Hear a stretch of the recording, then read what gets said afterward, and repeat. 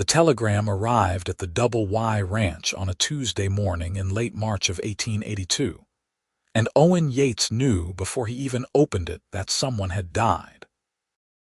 His father sat at the head of the breakfast table with his jaw set tight, the kind of expression that meant trouble was coming whether Owen wanted it or not. The old man pushed the paper across the scarred wood without a word, and Owen read it twice before the meaning sank in properly. His mother's sister had passed in San Francisco, leaving behind a daughter with nowhere to go and no prospects worth mentioning. "She will arrive on the Friday stage," his father said, voice rough as gravel. "You will meet her in Awahi and bring her back here." "I have hired her to cook for the hands." Owen looked up sharply. "We have never met this cousin. What makes you think she can cook?" Her mother raised her to keep house. "She will learn quickly enough or she will not eat." His father stood, chair scraping against the floor. "The men are tired of your burnt beans and my tough steaks. We need someone who knows their way around a kitchen, and family is family. We take care of our own." That was the end of the discussion as far as his father was concerned. Owen sat alone at the table after the old man left, staring at the remaining coffee in his cup, and wondering what kind of woman would agree to come all the way to Nevada to cook for a bunch of rough ranch hands. He imagined someone old and severe, probably bitter about her reduced circumstances, ready to make everyone around her miserable as payment for her own disappointment. Friday came faster than he wanted. Owen rode into Awahi mid-morning, the spring sun already warm on his shoulders. The town sat in a valley surrounded by rolling hills still green from winter rains, though the heat of summer would turn everything brown soon enough. It was a mining town mostly, silver having brought prosperity to the region, but there were enough ranches nearby to keep the merchants happy and the saloons full on Saturday nights. He tied his horse outside the general store and waited on the bench there, watching the road for the stage. When it finally came rumbling down the main street in a cloud of dust, he stood and brushed off his trousers, straightening his hat. The driver climbed down first, then opened the door to help the passengers descend. A woman emerged, and Owen felt something shift in his chest. She was young, maybe 23 or 24, with dark hair pinned up under a simple bonnet and eyes the color of whiskey in lamplight.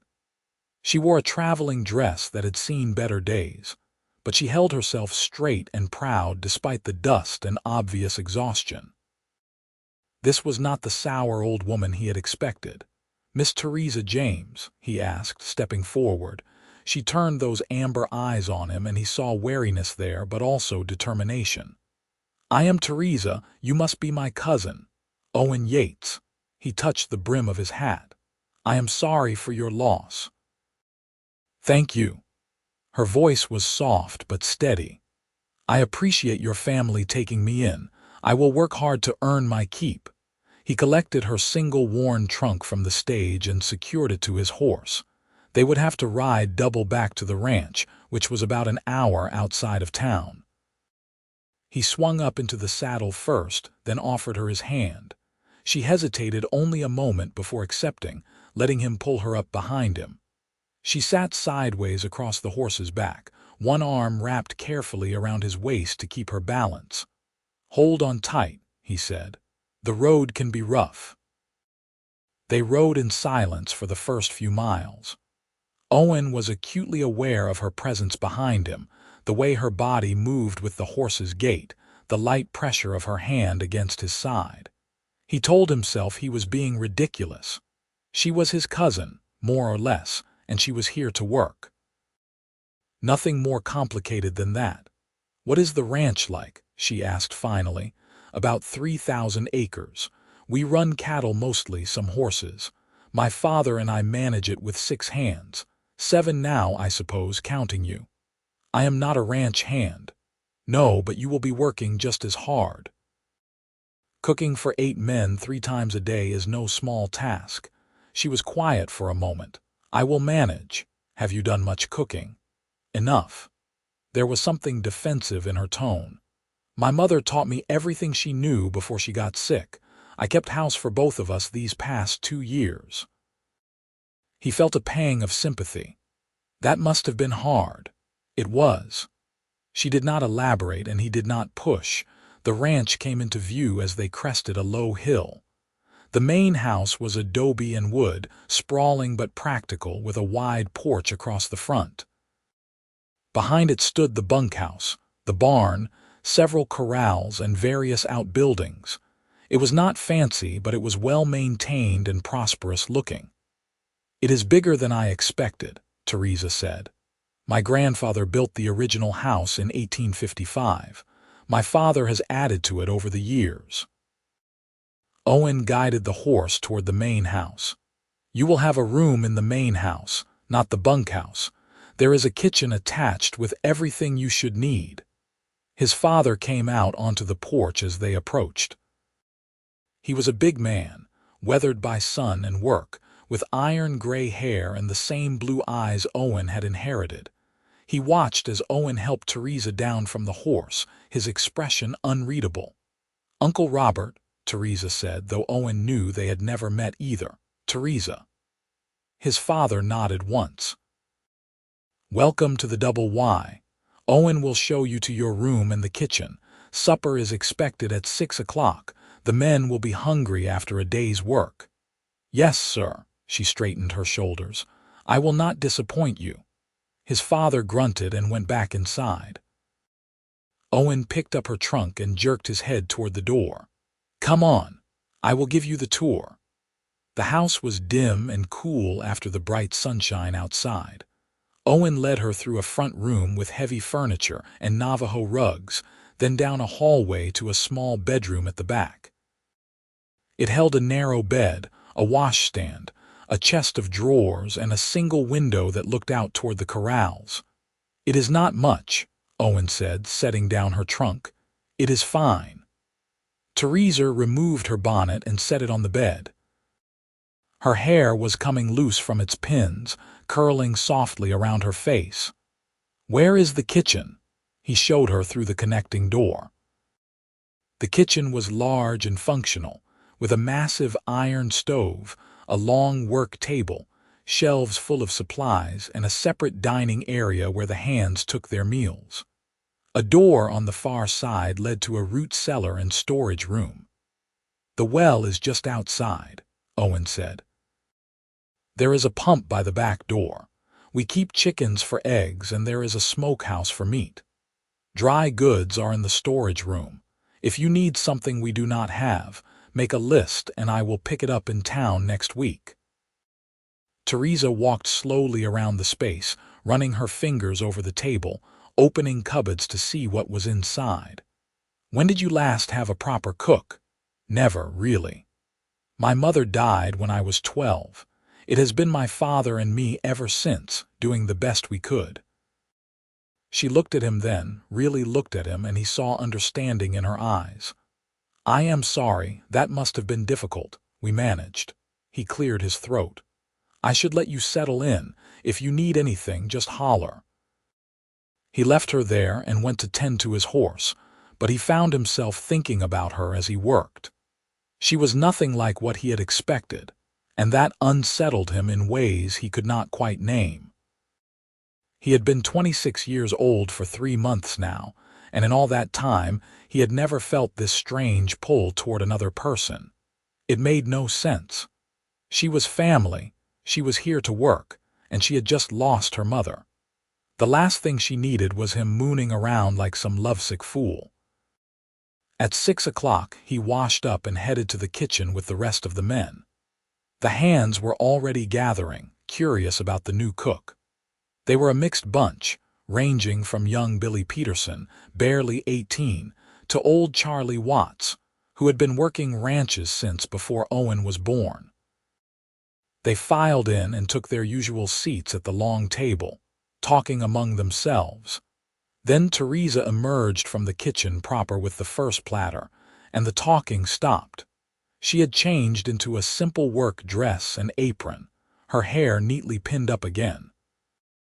Her face was flushed from the heat of the stove as she set down a platter of fried chicken that smelled better than anything Owen could remember eating in years. She made 2 more trips, bringing out mashed potatoes, gravy, biscuits, and green beans cooked with bacon. "Gentlemen," she said quietly, "I hope this is satisfactory." For a moment, no one moved. Then his father picked up the serving fork and speared a piece of chicken, and that broke the spell. The men dug in with enthusiasm, and within minutes, the platters were half empty. Owen took a bite of chicken and nearly groaned. It was perfectly seasoned, the skin crispy and the meat tender. The biscuits were light and fluffy, the gravy rich and flavorful. He had not realized how much he had been missing good cooking until that moment. "This is mighty fine, Miss James," Charlie said around a mouthful of potatoes. "Thank you." She stood near the kitchen door, hands clasped in front of her apron. "I am glad you are enjoying it." "Sit down and eat," Owen's father said. "You worked for this meal same as anyone." She hesitated, then filled a plate and took the empty seat at the far end of the table. Owen watched her pick at her food, barely eating, and wondered if she was too nervous or too tired or both. The men kept up a steady stream of chatter, asking her polite questions about her journey and making clumsy attempts at welcomes. She answered in that soft, steady voice, but Owen could see the exhaustion in the set of her shoulders. When the meal was finished, she stood and began clearing plates. Owen started to help, but his father caught his eye and shook his head slightly. The message was clear: let her do her job. So he went outside with the other men, listening to them rave about the meal and speculate about their good fortune in getting such a pretty cook. "You best watch yourself around her, Owen," Billy said with a grin. "She is about the prettiest thing I have seen in 6 months." "She is our cousin," Owen said flatly. "Show some respect. Cousin to you, maybe, not to the rest of us." Owen felt an unexpected flash of irritation. She just lost her mother and traveled hundreds of miles to cook for a bunch of strangers. "How about we make her feel welcome instead of uncomfortable?" Billy held up his hands. "No offense meant. I am just saying she is easy on the eyes, that is all." Owen walked away before he said something he would regret. He knew Billy meant no harm, but the thought of the young hand or any of the others looking at Theresa that way set his teeth on edge. Which was stupid, because she was a grown woman and could handle herself just fine, and it was none of his business anyway. He found himself inventing an excuse to go back to the kitchen an hour later. He told himself he needed a glass of water, even though there was a perfectly good pump by the bunkhouse. The kitchen was mostly dark when he entered, just a single lamp burning on the table. Theresa sat in one of the chairs, her head bowed, and for a moment he thought she was crying. "Are you all right?" he asked softly. She looked up quickly, and he saw her eyes were dry but ringed with weariness. "I am fine, just tired. You did a good job tonight. The men were impressed. They were hungry. Anyone's cooking would have tasted good." "That is not true." He moved closer, pulling out a chair and sitting down across from her. "I have been eating bad cooking my whole life. Tonight was different." A small smile tugged at her lips. "Thank you." They sat in comfortable silence for a moment. Owen found himself studying her face in the lamplight, the delicate line of her jaw, the way her lashes cast shadows on her cheeks. She was beautiful, and he had no business thinking about that. "You should get some rest," he said finally. "Tomorrow will come early, I know." But she did not move. "Owen, can I ask you something?" "Of course." "Your father, he seems very stern. Is he a kind man?" Owen considered the question carefully. "He is fair. He works hard and expects the same from everyone else. But he took you in when you had nowhere else to go, and that counts for something." She nodded slowly. "I will do my best not to be a burden."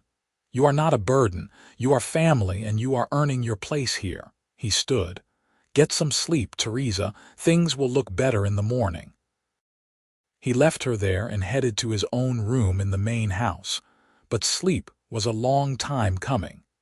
He kept thinking about the sadness in her eyes, the determined set of her shoulders, the way she had looked in the lamplight. He told himself to stop being a fool, but his mind would not cooperate.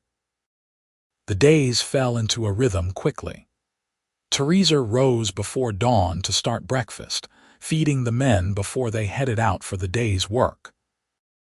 Owen found himself lingering over his coffee in the mornings, watching her move efficiently around the kitchen, learning where she kept things and how she liked to organize her workspace. She was meticulous and capable, never wasting emotion, and he admired that. He started finding excuses to come back to the kitchen during the day. He needed a drink of water. He wanted to tell her something about dinner. He had to pick up the lunch she packed for him. Each time he stayed a little longer, drawn into conversation about small things that should not have mattered but somehow did. "Why do you always add rosemary to the bread?" he asked one morning, watching her knead dough. "My mother taught me. She said it made the house smell like home." Theresa's hands never stopped moving, pushing and folding the dough with practiced ease.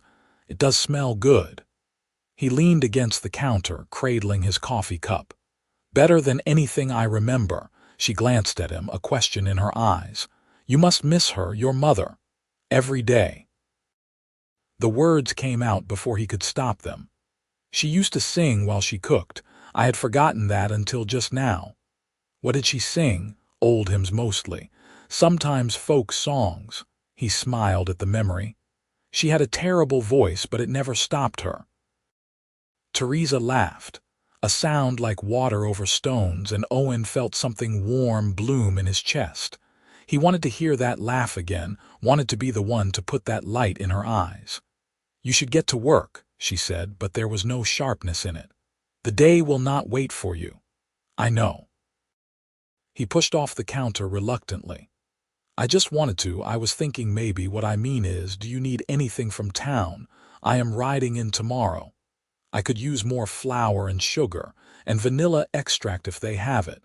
She wiped her hands on her apron. "Thank you for asking." "It is no trouble." He left before he could embarrass himself further, but he was back at lunch, and then again in the afternoon with some excuse about checking if she needed firewood. Theresa gave him an amused look, but did not comment on his sudden attentiveness. The other men noticed, of course. Charlie cornered him by the barn one evening, a knowing grin on his weathered face.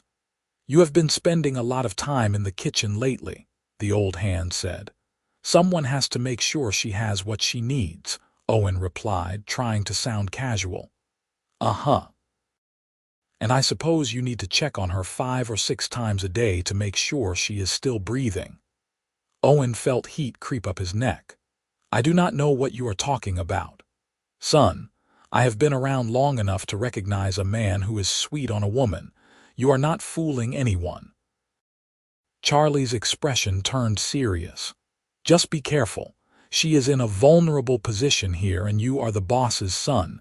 There is a power difference that matters." "I am not trying to take advantage of her," Owen said sharply. "I know you are not, but she might not see it that way. Women in her position, they do not always feel like they can say no, even if they want to. You understand what I am saying?" Owen did, and it made him feel sick. The last thing he wanted was for Theresa to feel pressured or uncomfortable. "I will be more careful." "Do not be too careful. I have seen the way she looks at you when you are not watching. I am just saying, be aware of the situation. Court her proper if that is what you want, but give her room to breathe too." That conversation rattled around in Owen's head for days. He tried to stay away from the kitchen, tried to give Theresa space, but it was like trying not to breathe. He found himself drawn to her again and again, inventing increasingly flimsy excuses to seek her out. A week turned into 2, then 3.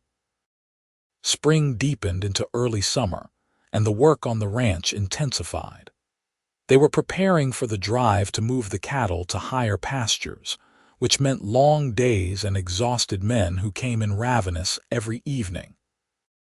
Theresa handled it all with quiet competence, never complaining, always having something hot and filling ready when they needed it. Owen started taking his lunch in the kitchen instead of out on the range. He told himself it saved time, that he could get back to work faster. But the truth was he craved those 30 minutes sitting at the table while Theresa moved around the kitchen, talking to him about small things. She told him about her childhood in San Francisco, about her mother's illness, about the strange mix of relief and guilt she felt now that the burden of care was over. He told her about growing up on the ranch, about his dreams of expanding the herd, about the loneliness of being the only child. "Did you never think about marrying?" she asked one day, slicing vegetables for the evening stew. The question caught him off guard. "I thought about it. There was a girl in town a few years back, but it did not work out." "Why not?" "She wanted things I could not give her. A house in town, a life that did not involve getting up before dawn and smelling like cattle. She deserved that, so I let her go." Theresa was quiet for a moment, her knife moving steadily against the cutting board. "Do you regret it?" "No," he realized it was true. "I love this life. I could not be happy anywhere else. I can understand that." She scraped the vegetables into a pot. "There is something satisfying about working with your hands, about creating something useful. You like it here, then?" She looked at him, really looked at him, and he saw something shift in her expression. "Yes, I did not expect to, but I do." His heart kicked hard against his ribs. "I am glad." The moment stretched between them, full of unspoken things, until Theresa looked away and busied herself with the stew. Owen stood, knowing he should leave but not wanting to. He was falling for her, had been falling for her since that first day when she stepped off the stage, and he had no idea what to do about it. "Theresa," he started, then stopped, uncertain. "Yes. Nothing. I should get back to work."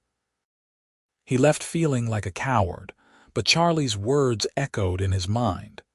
She was vulnerable here, dependent on the Yates family for everything. The last thing he wanted was to make her uncomfortable, or to put her in a position where she felt obligated to return his feelings. That evening his father pulled him aside after dinner. "You are distracted," the old man said bluntly. "Your mind is not on the work." Owen bristled. "The work is getting done." "Barely. You have been making mistakes, forgetting things." "I know why, and I am telling you now to be smart about this." "I do not know what you mean." His father gave him a flat look. "You are not subtle, boy. Everyone can see you are falling for the girl. I am not saying do not pursue it, but do it right. Do not sneak around or make her feel like she has to choose between you and her place here. You understand me?" Owen felt his face heat. "I have been trying to give her space." "Space is good, but if you care about her, you need to let her know that her position here is secure regardless. She needs to know she can say no without losing everything. I would never hold that over her. I know you wouldn't, but does she know that?" His father clapped him on the shoulder. "Talk to her, be honest. Worst that happens is she says she is not interested and you move on. But this dancing around each other is making everyone uncomfortable." Owen nodded slowly. His father was right, as usual. He needed to be direct, to give Theresa the chance to make her own choice without feeling pressured. He waited until after the evening dishes were done and the other men had retreated to the bunkhouse. Theresa was wiping down the kitchen table when he came in, and she looked up in surprise. "I thought you had already gone to bed," she said. "I need to talk to you." He pulled out a chair and sat down, gesturing for her to do the same. "Please." She sat slowly, wariness creeping into her expression. "Is something wrong? Did I do something to displease you or your father?" "No, nothing like that." He took a breath, trying to organize his thoughts. "I want to be honest with you about something, but first I need you to understand that what I am about to say does not affect your position here." You have a home at the Double Y for as long as you want it, regardless of how you respond to what I have to say. Do you understand? I think so. But she looked worried now. I have feelings for you, Theresa. I have been trying to fight them because I did not want to make you uncomfortable, but I cannot keep pretending they do not exist. The words came out in a rush. I think you are beautiful and capable and interesting, and I look forward to seeing you every day. But I need you to know that you are free to tell me you are not interested, and it will not change anything about your place here.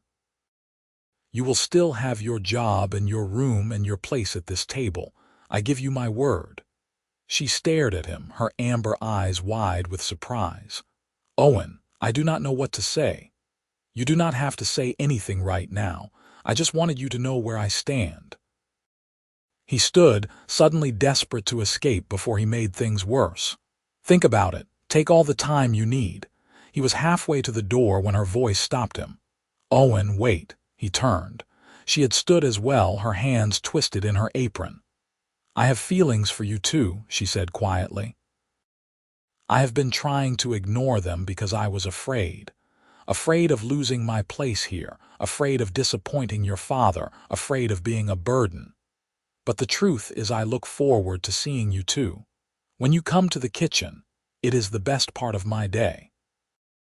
Something fierce and joyful surged through Owen's chest.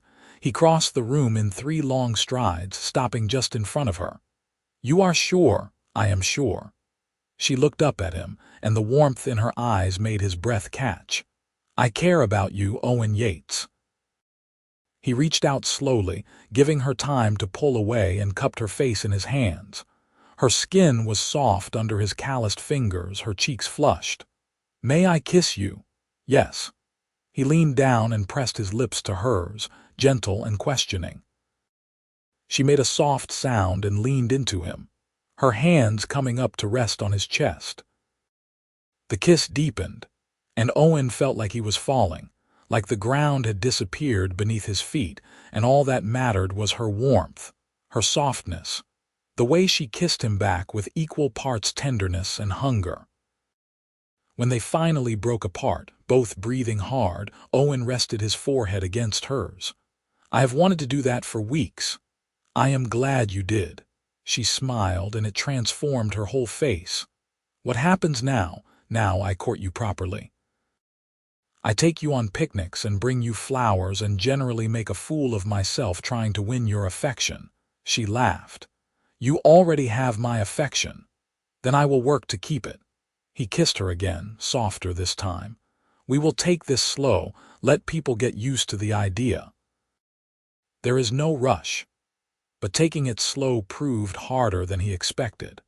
Now that the truth was out between them, Owen found it nearly impossible to stay away. He came to the kitchen even more frequently, stealing kisses when no one was around, helping her with small tasks just to be near her. The other men noticed the change, of course, but they seemed more amused than concerned. About time you two figured it out, Charlie said with a grin. The rest of us have been taking bets on how long it would take. Even Owen's father seemed pleased in his gruff way. She is a good woman. Do right by her. I intend to, Owen promised. As spring turned to summer, their relationship deepened.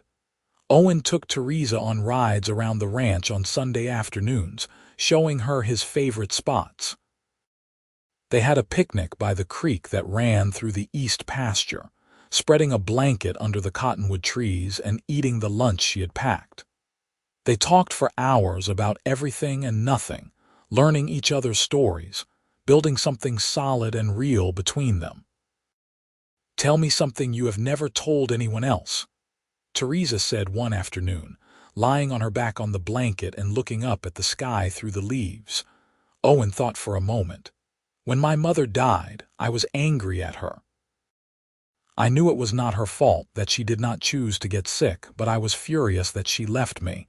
It took me years to forgive her for that. Theresa reached over and took his hand. That is understandable. You were a child. What about you? What is your secret? She was quiet for so long he thought she might not answer. Then she said softly, "Sometimes I feel guilty that I am happy here. My mother just died and I should be grieving, but instead I wake up every morning excited to see you. It feels like a betrayal." "It is not." He squeezed her hand. "Your mother would want you to be happy. You spent 2 years caring for her, putting your own life on hold. You have earned the right to joy." "Do you really think so?" "I know so." She turned her head to look at him, and the trust in her eyes made his throat tight. "I love you, Owen Yates." The words hit him like a physical force. "I love you too, Theresa. I have for a while now." She sat up and kissed him, deep and thorough, and Owen pulled her closer, feeling the rightness of it settle into his bones. This was what he wanted, what he had been missing without knowing it. Her. They returned to the ranch as the sun was setting, Theresa sitting in front of him on the saddle this time, his arms around her as he guided the horse. When they dismounted in the yard, Billy was waiting with an anxious expression. "Boss wants to see you," he told Owen. "Said it is important." Owen's stomach dropped. His father was not one for dramatics. If he said something was important, it was serious. He glanced at Theresa, who gave him an encouraging nod, then headed into the house.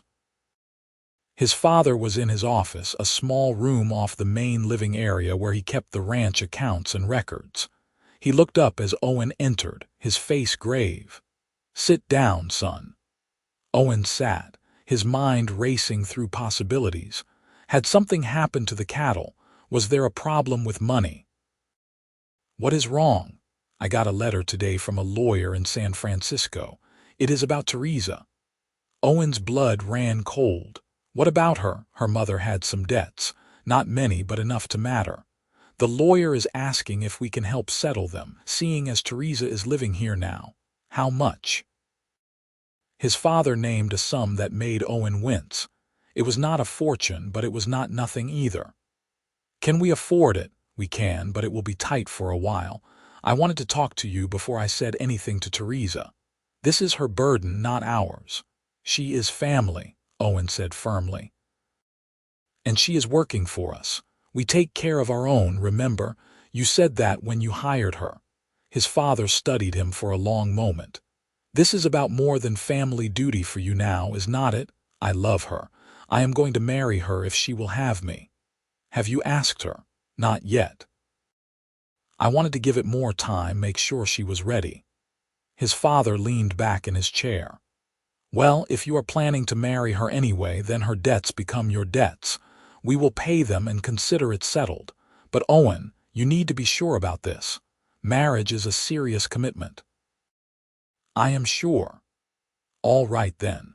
I will send the payment to San Francisco and let the lawyer know the matter is closed." He paused. "You should probably tell Theresa about this before she finds out some other way." Owen found Theresa in the kitchen, preparing dough for the next day's bread. She looked up when he entered, and her smile faded when she saw his expression. "What happened?" He told her about the letter, about the debts, about his father's decision to pay them. She listened without interrupting, her face growing paler with each word. "I did not know," she said when he finished.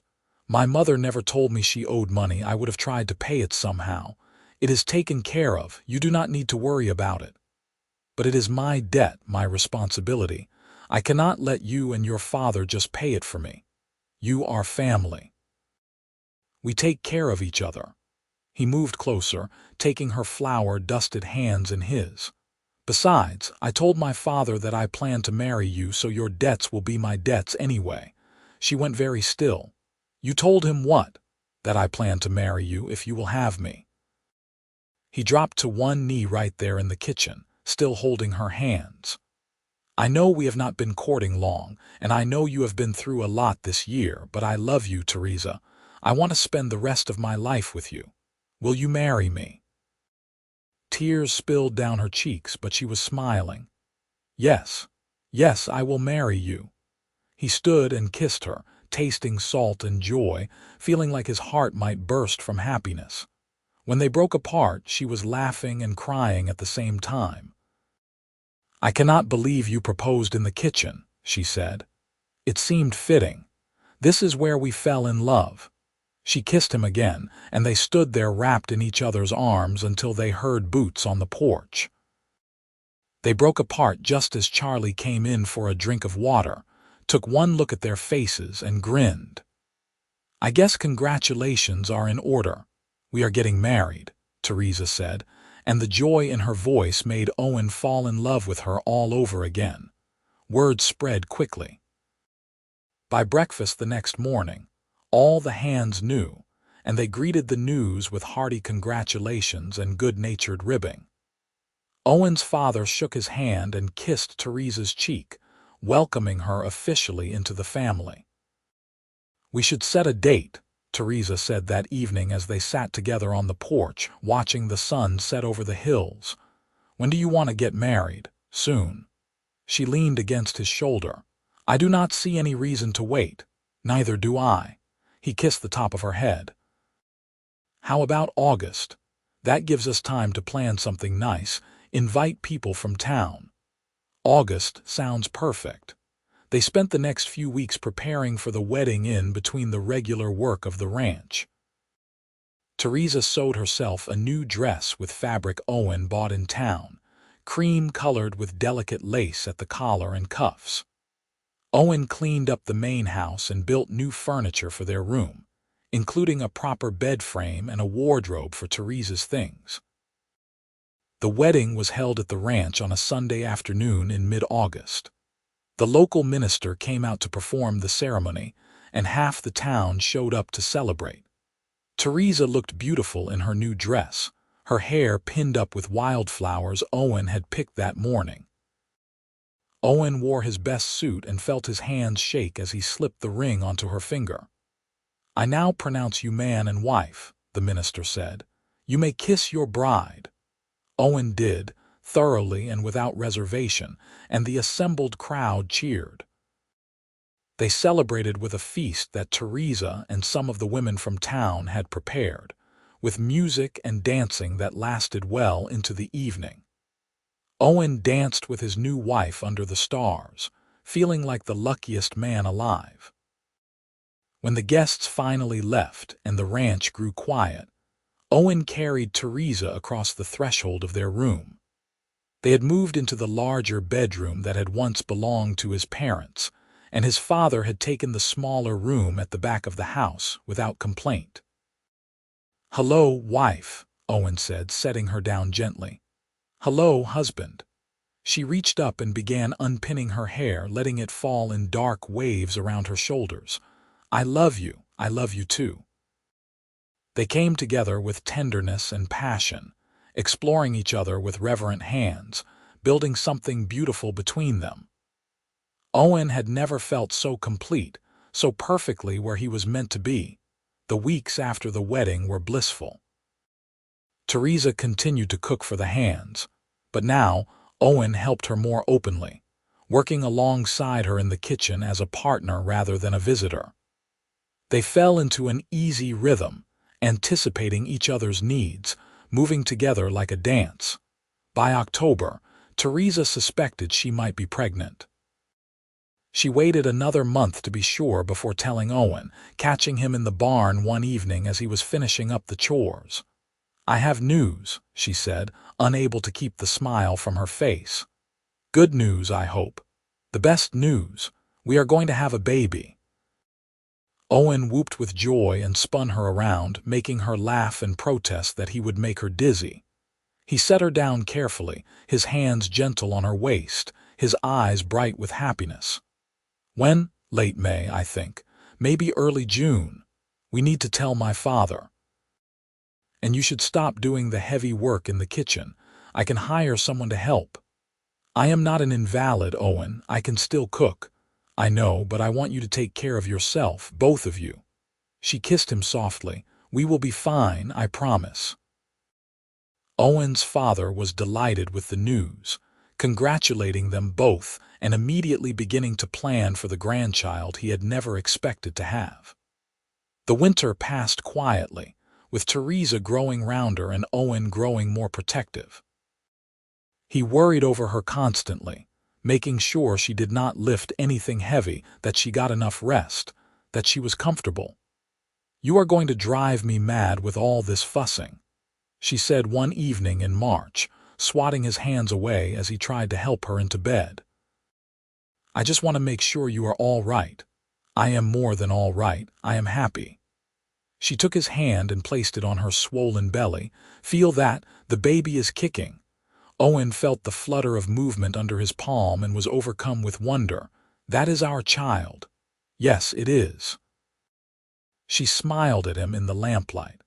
"Our future." Their son was born on a warm evening in early June 1883, arriving with a lusty cry that announced his presence to the whole ranch. Theresa labored through the afternoon with the help of the doctor from Awahi and a midwife from a neighboring ranch. Owen paced outside the bedroom door, wearing a path in the floorboards until his father told him to sit down before he collapsed. When the baby's cry rang out, Owen rushed into the room. Theresa looked exhausted but radiant, holding a tiny bundle wrapped in a soft blanket. The baby had a shock of dark hair and was wailing with impressive volume. "Is he all right? Are you all right?" Owen asked, kneeling beside the bed. "We are both fine." Theresa smiled tiredly. "Come meet your son." Owen took the baby carefully, terrified he would drop him or hold him wrong. But the moment his son was in his arms, something settled in his chest. This was his child, his family, his future. "What should we name him?" Theresa asked. They had discussed names for months without settling on anything. But looking at his son's face, Owen suddenly knew. "What about Michael?" "After my grandfather. Michael Yates." Theresa tested the name. "I like it." "Michael it is." The baby grew quickly, healthy and happy. Theresa proved to be a natural mother, patient and loving even through the sleepless nights and endless feedings.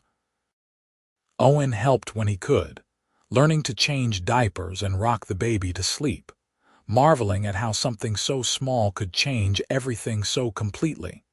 By the time Michael was 6 months old, Theresa was pregnant again. This time she took the news more calmly, simply informing Owen over breakfast one morning. "Already," he said, surprised. "These things happen." She buttered her toast with a serene expression. "I hope you are ready for another one." "I am always ready for more of us."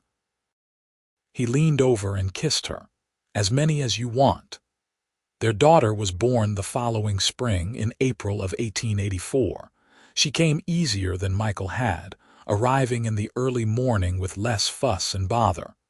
Theresa named her Sarah after her own mother, and Owen thought it was fitting. The baby had her mother's amber eyes and a calm disposition that was the opposite of her rambunctious older brother. Life on the ranch settled into a new normal. Theresa managed the kitchen with help from a young woman Owen had hired from town, while also caring for 2 small children. Owen worked alongside his father, building the ranch into something even more prosperous. They added a second bunkhouse for more hands, bought more cattle, expanded into new pastures.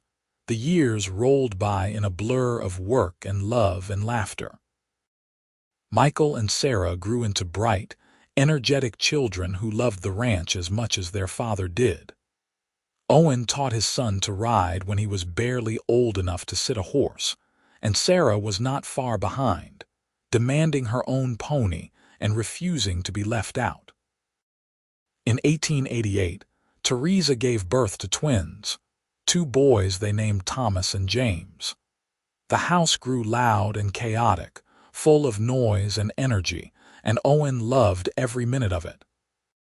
His father doted on his grandchildren, mellowing in his old age, spending his evenings telling them stories about the early days of the ranch. "I never thought I would see this," he told Owen one evening as they sat on the porch watching the children play in the yard. "A full house, grandchildren running around, the ranch thriving. You have built a good life, son." "We built it together," Owen said. "You, me, Theresa, it is all of our work." His father was quiet for a moment. "I am proud of you. I do not say it enough, but I am. You have become a better man than I ever was." "That is not true." "It is. You are kinder, more patient. You treat Theresa like a partner, not a servant. That is how it should be." He stood slowly, his joints creaking. "I am going to turn in. These old bones need their rest." Owen watched him go, feeling a mixture of love and concern. His father was getting older, slowing down. He still worked, but Owen had taken on more and more of the responsibility for running the ranch. It was the natural order of things, but it still made him sad to see the old man age. That winter, his father caught a cough that would not go away. By January he was bedridden, and the doctor said there was nothing to be done. Pneumonia had set in, and at his age, recovery was unlikely. Owen sat with him through the long nights, holding his hand, talking about the ranch and the children and everything they had built together. Theresa brought broth and tea, sitting quietly in the corner, a comforting presence. "Take care of them," his father whispered one evening, his voice barely audible. "The ranch, the children, Theresa, promise me." "I promise." Owen had to force the words past the lump in his throat. "I will take care of everything." His father died peacefully in his sleep 3 days later, on a cold February morning. They buried him on a hill overlooking the ranch, next to Owen's mother, with a simple headstone that bore his name and dates. Owen grieved deeply, but he also felt a strange sense of peace. His father had lived a full life and died knowing his legacy was secure. The ranch was in good hands, the family was thriving, and that was what mattered most. "He was a good man," Theresa said as they stood at the grave site after the funeral. "He was, and he loved you like a daughter." Owen put his arm around her shoulders. "He told me once that bringing you here was the best decision he ever made." "I am glad I came." She leaned into him. "I found my home here, my family." They walked back to the house hand in hand, their children running ahead of them, and Owen felt gratitude wash over him. He had lost his father, but he had gained so much more. A wife who loved him, children who made him laugh, a ranch that prospered under his care. The years continued to pass. Michael grew into a serious young man who loved working the cattle, already showing signs of the rancher he would become. Sarah was fierce and independent, as comfortable on horseback as her brother, and talking about becoming a veterinarian. The twins were still young but already showing distinct personalities, Thomas quiet and thoughtful, James loud and adventurous. In 1892, Theresa surprised Owen with the news that she was pregnant again. They were both in their 30s now, and they had thought their family was complete. But the baby was welcome nonetheless, another blessing to add to their already full life. Their youngest daughter was born that October, a tiny thing they named Emma. She had Owen's blue eyes and Theresa's smile, and her siblings adored her from the moment they met her. 6 children, Owen said one evening, holding Emma while Theresa rested. "We have been busy. We have been blessed." Theresa smiled at him from the bed. "I never imagined I would have this, Owen. A family, a home, a place where I belonged. You gave me all of that. You gave it to me too." He shifted Emma to his shoulder, patting her back gently. "That day you stepped off the stage, I thought you were just another obligation. I had no idea you were going to become my whole world. I remember thinking you looked stern and unfriendly." She laughed softly. "How wrong I was." "I was terrified. You were so beautiful, and I did not know what to say to you. So you found excuses to eat in the kitchen. Best excuses I ever made." They smiled at each other across the dim room, the years of love and partnership evident in every look, every word. Owen thought about that frightened young woman who had arrived with a single trunk and nowhere else to go. She had become the heart of his home, the mother of his children, his partner in every sense of the word. As the children grew, the ranch grew with them. Michael took on more responsibility, working alongside Owen to manage the growing herd. They bought more land, hired more hands, built a reputation for quality cattle that spread throughout Nevada and beyond. Sarah went east to study, coming back with her veterinary degree and setting up practice in Awahi, though she still came out to the ranch regularly to check on the livestock. The twins found their own paths, Thomas becoming fascinated with the business side of ranching, keeping meticulous records and finding ways to increase profits, while James preferred to work with the horses, training them with patience and skill. Emma was still too young to know what she wanted, but she showed signs of her mother's talent in the kitchen, spending hours helping Theresa cook and learning the family recipes.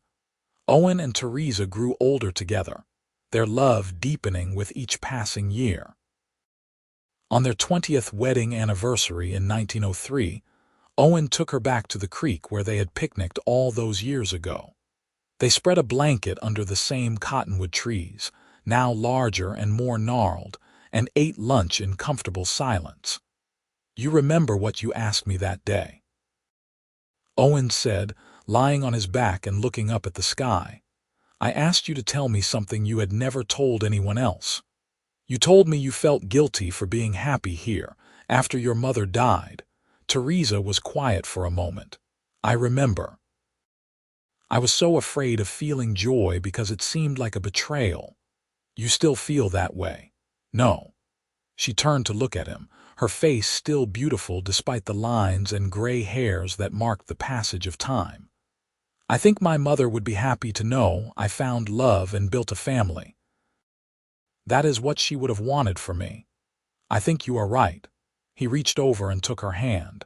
"Thank you for saying yes that night in the kitchen. Thank you for building this life with me. Thank you for giving me a reason to say yes." She squeezed his hand. "I love you, Owen Yates. I have loved you for 20 years and I will love you for 20 more. Only 20. I am planning on at least 40. She laughed, the same sound that had made his heart skip back when they were young. 40 it is then." They returned to the ranch as the sun was setting, riding together on the same horse they had always used for these trips. The house was full of noise when they arrived, grandchildren running around underfoot as Michael and his wife tried to corral them for dinner. Sarah was there with her husband, and the twins had brought their sweethearts from town. Emma was helping in the kitchen, her face flushed from the heat of the stove. Owen stood in the doorway and took it all in. This was what he and Theresa had built together. Not just a successful ranch, but a family, a legacy, a home full of love and laughter. It had all started with a telegram and a young woman stepping off a stage, looking lost and determined all at once. He had hired her to cook for the hands, and he had kept finding excuses to eat in the kitchen. Those excuses had changed his life, had given him everything that mattered. As he watched Theresa move through the crowd, hugging grandchildren and chatting with their grown children, he felt nothing but gratitude. The years continued to roll by, bringing more grandchildren, more changes, more growth. The ranch expanded further, becoming one of the largest and most successful in the region. Michael took over full management when Owen finally decided to step back, though Owen still worked alongside his son when his aging body allowed. Theresa slowed down too, handing over the kitchen duties to Emma and focusing on spoiling her grandchildren and great-grandchildren. But she and Owen still took their Sunday rides when the weather was good, still sought out quiet moments together away from the bustle of family life. On a warm spring evening in 1916, they sat together on the porch swing, watching the sun set over the ranch. Owen was 75 now, Theresa 72, and they had been married for 33 years. "You ever think about how different things could have been?" Theresa asked, her head resting on his shoulder. "How do you mean, if your father had not sent that telegram?" If I had gone somewhere else, done something different, we might never have met. Owen considered this. I think we would have found each other somehow. It was meant to be. You really believe that? I do. You were meant to step off that stage in Awahi. I was meant to fall in love with you in the kitchen. We were meant to build this life together. He kissed the top of her head. It was all meant to be. I like that idea. She sighed contentedly. I am so glad I came here, Owen. Even if it was born out of loss and desperation, it brought me to you. That makes it worth everything. You brought me to life, he said quietly. Before you, I was just going through the motions. You showed me what it meant to really live, to love, to build something meaningful. They sat in silence as the stars came out, surrounded by the sounds of the ranch settling in for the night. Horses nickering in the corrals, cattle lowing in the distance, the murmur of voices from inside the house where their family gathered. Owen thought about that nervous young man who had ridden into town to pick up a stranger, expecting someone old and bitter. He thought about the way his heart had stopped when Theresa stepped off that stage. He thought about every excuse he had made to visit the kitchen, every stolen moment, every kiss and conversation that had built the foundation of their love. He thought about their children and grandchildren, about the ranch that had grown from 3,000 acres to over 10,000. He thought about the legacy they were leaving behind, not just in land and cattle, but in the family they had created, the love they had nurtured. No regrets, he said softly. No regrets, Theresa agreed. They stayed on the porch until the evening grew cool, then went inside hand in hand, ready for whatever time they had left, grateful for every moment they had been given. Their love story had started with a simple arrangement, a woman who needed a job and a man who needed a cook. But it had become something extraordinary, something that would last long after they were gone. And in the kitchen, where it had all begun, Emma was teaching her own daughter how to make bread, passing down the recipes and techniques that Theresa had brought from San Francisco all those years ago. The smell of rosemary filled the air, making the house smell like home, just as it always had. Owen pulled Theresa close as they climbed the stairs to their bedroom, feeling the same rush of love and gratitude he had felt on their wedding night. She was still the woman he wanted to wake up beside every morning, still the person who made his heart race with a single smile. "I love you," he whispered as they settled into bed. "I love you too," she whispered back.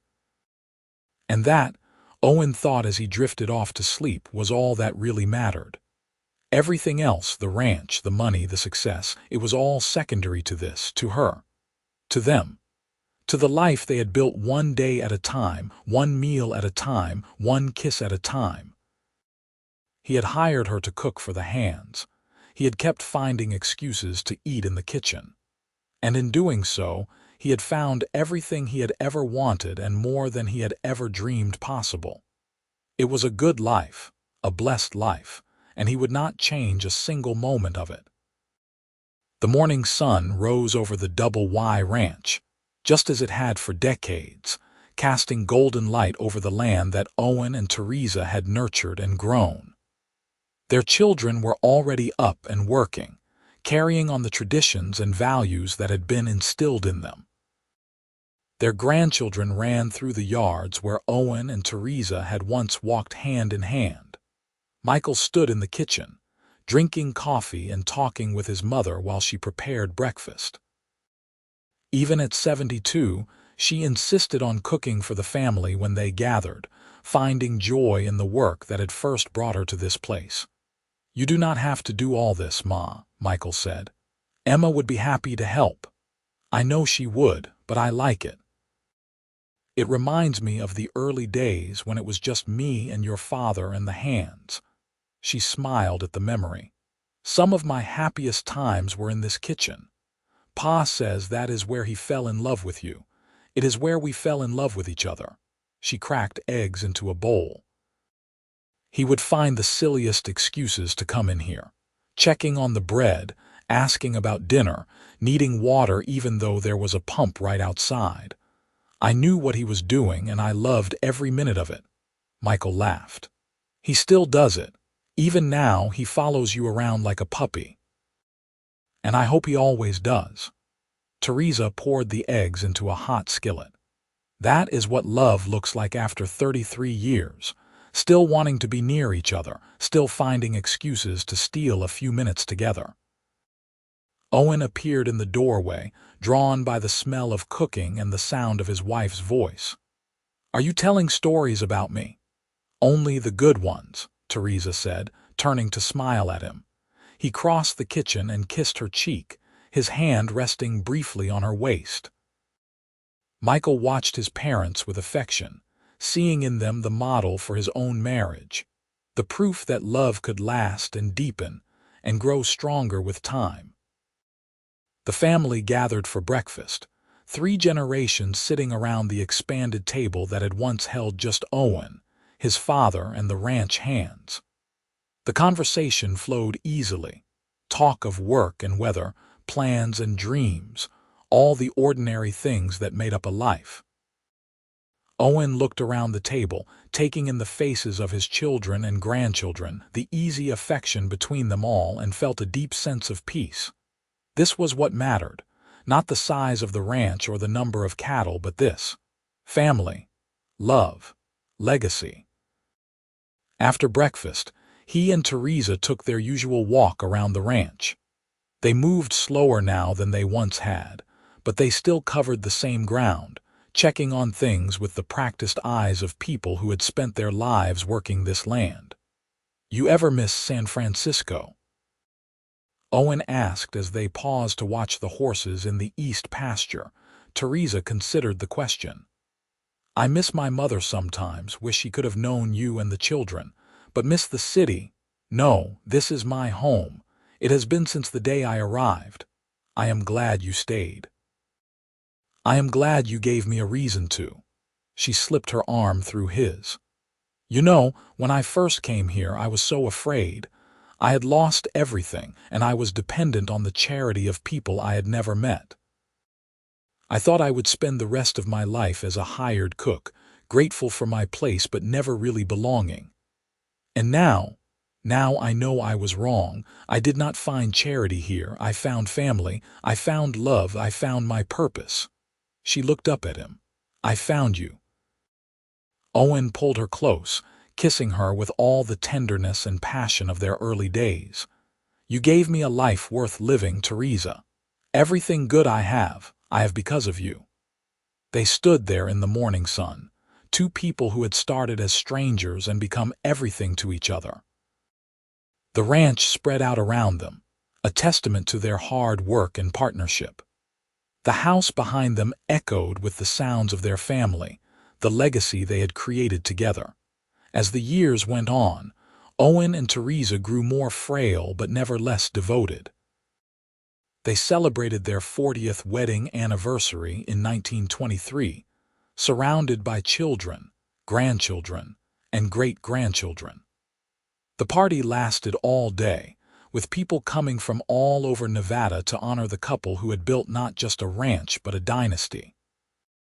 40 years, Owen said in his speech, his arm around Theresa's waist. 40 years ago, I rode into Awahi to pick up a stranger, and I found my heart instead. I have spent every day since then grateful for that telegram, for the chance that brought us together.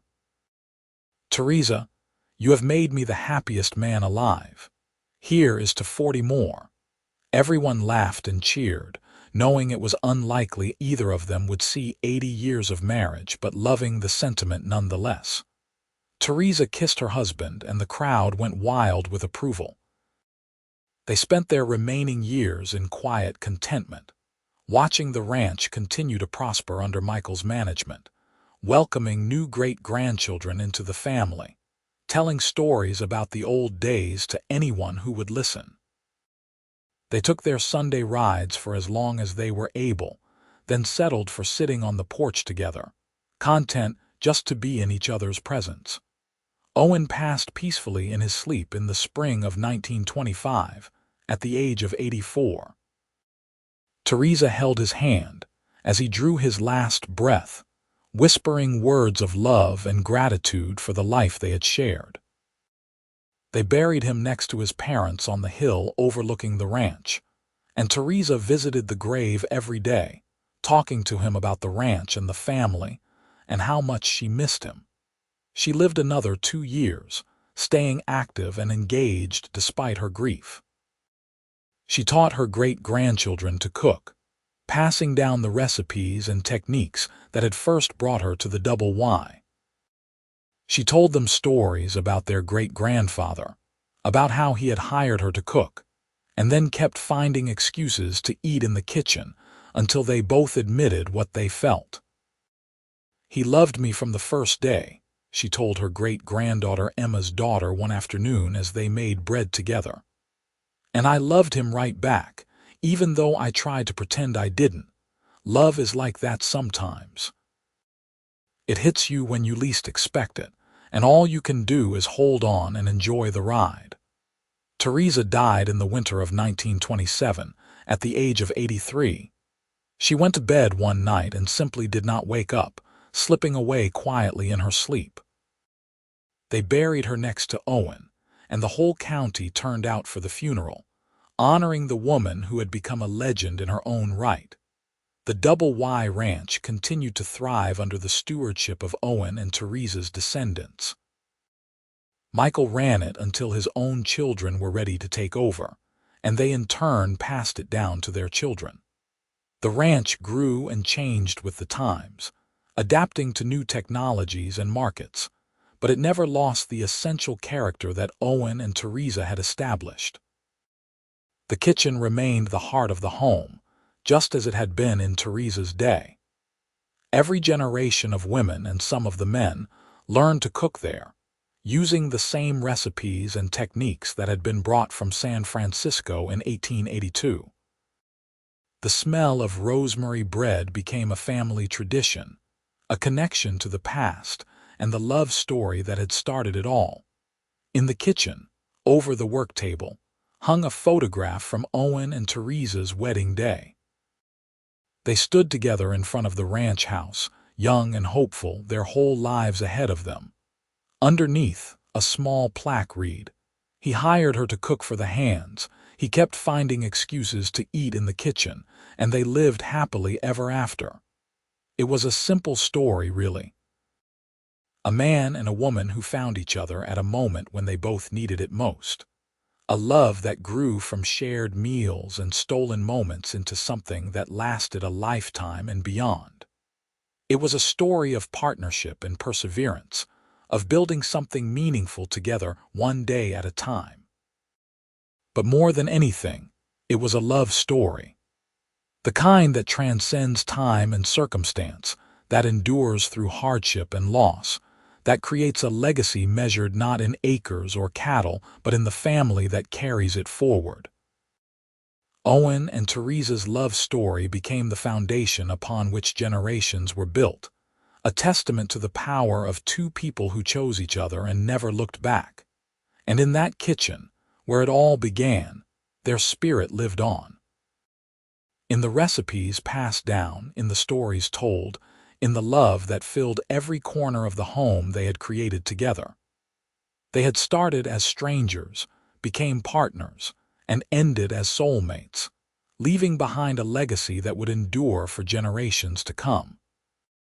The Double Y Ranch stood strong through the decades, a monument to what could be built when two people worked together with love and dedication.